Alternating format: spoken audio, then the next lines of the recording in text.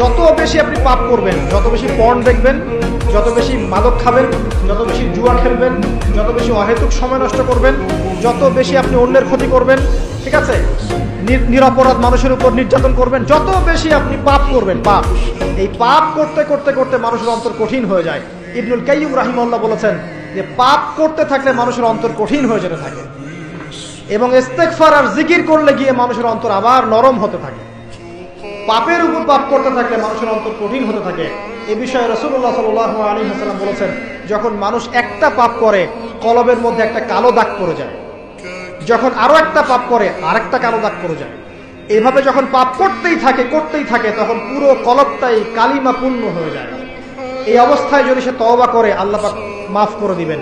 যদি এই অবস্থায় তার মৃত্যু হয়ে যায়, তার আত্মাটা থেকে দুর্গন্ধ বের হতে থাকে, যে আত্মাটা কবজ করতে পর্যন্ত মালাকুল মউত মানে ঘৃণা পোষণ করে।